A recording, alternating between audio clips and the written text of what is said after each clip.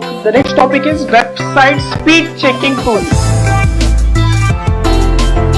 Very popular tool है Pingdom tool, Google Page Speed Insight tool and GT Matrix tool.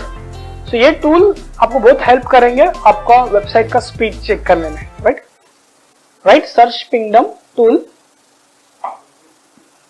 And Pingdom tool पे पहला ही link है आपका Pingdom tool का, just click on that and submit your website का URL over there. अब क्या करना है, यहाँ पे आपका वेबसाइट का URL चेक डालना है, कॉपी करना है उधर से, वैसे मत डालो www. Just copy it from browser and submit over here. कहां से करोगे? हाँ, HTTPS से लेके वहां तक. हाँ, and paste it over here. And then यहाँ पे टेस्ट फ्रॉम मींस कौन से सिटी में टेस्ट करना है आपको. यूएस में कितने सेकंड में हो रहा है, यूके में कितने हो रहा है. इंडिया का तो नहीं होगा इसमें, इंडिया इज जापान है, तो करो यूएस में कितने सेकंड में ओपन होगा, समझ में आएंगे आपको. ठीक है, ठीक है. Start the test. Hang on running test. आ रहा है?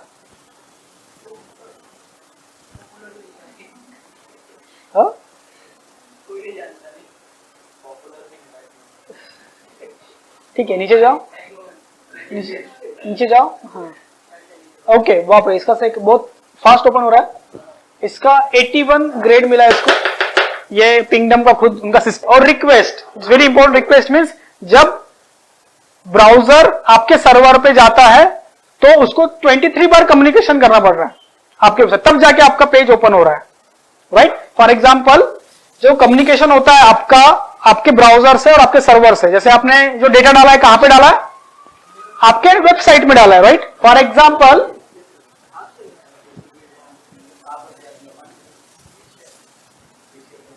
दिख रहा है ये जो 23 रिक्वेस्ट है, लेट्स कॉन्सेंट्रेट हियर. जो 23 रिक्वेस्ट है, जब आप ब्राउजर पे डालते हो, लेट्स से ब्राउजर पे आपने डाला है digitaltraining.com, वो कहां पे जाता है? रिक्वेस्ट किसको भेजता है? वो आपको सी पैनल, आपके सर्वर पे जाता है. जैसे आपके सी पैनल जो वहां पे आया ना, तो वहां पे जाएगा, वो चेक करेगा आपकी वेबसाइट अवेलेबल है क्या, तो बोलेगा हाँ ये अवेलेबल है, तो वो एक्नॉलेज करेगा कि यस, द ब्राउजर को एक्नॉलेज करेगा ये वेबसाइट अवेलेबल है.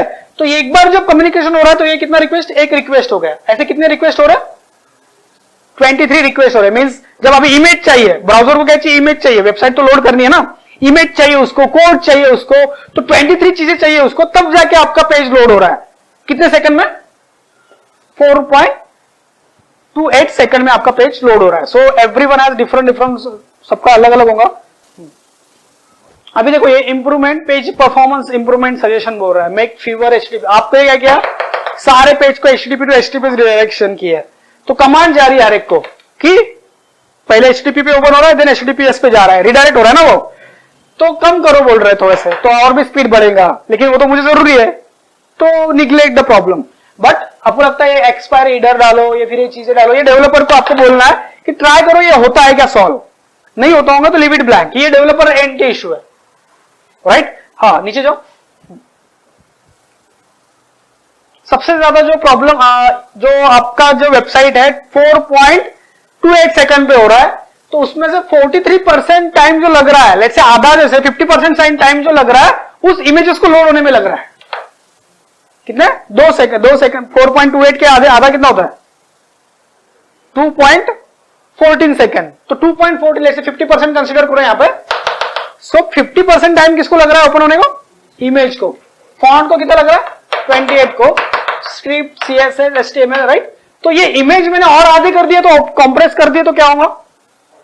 और स्पीड बढ़ेगा आपका, राइट? सो दैट्स व्हाई मैं बोल रहा हूं कि सबसे ज्यादा जो प्रॉब्लम देते हैं वो आपके वेबसाइट की इमेजेस देते हैं, क्योंकि इसमें आप कुछ नहीं कर सकते. फॉन्ट तो जो है तो वो है, वो तो टाइम लेंगे ही, लेकिन आप किसके ऊपर इंप्रूव कर सकते हो? आपके इमेजेस के ऊपर, राइट? तो दैट्स व्हाई आपने पहले ही शायद ऑप्टिमाइज़ यूज किया है ना टूल, जो अपलोड करते समय यूज किया ना, तो दैट्स व्हाई इतना स्पीड नहीं. तो आप 2-2 MB का अपलोड कर लेते ना, तो आपका स्पीड कम दिखा था, ज्यादा दिखा था. सॉरी, नीचे जाओ. अभी ये रिक्वेस्ट जो है 28 रिक्वेस्ट, कौन से रिक्वेस्ट को कितना टाइम लग रहा है वो भी बता रहा है.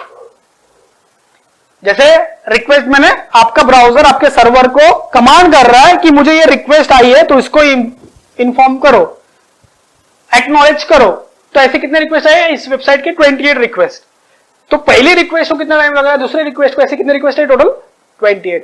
अभी इसमें इमेजेस होंगे, सब कुछ होगा, कोड होगा, सीएसएस होगा, स्क्रिप्ट होगा, क्योंकि जब तक वो सारा कोड रन नहीं होगा तब तक मेरा वेब पेज थोड़ी ओपन होगा ब्राउजर पे।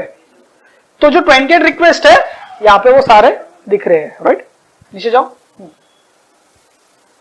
ओके, तो यहां पे दिए कलर, ये कलर मींस ये डीएनएस फाइंड कर रहा है डोमेन आपका है कि नहीं अवेलेबल। ये जो कलर है एसएसएल, आपका एसएसएल है या नहीं वो चेक कर रहा है। Then connect means browser to server connect हो रहा है, कनेक्टिंग दिख रहा है। Then web browser sending data to the server, then web browser is waiting for data from the server and web browser is receiving data from the server. then आपका green के बाद website open हो जाती है।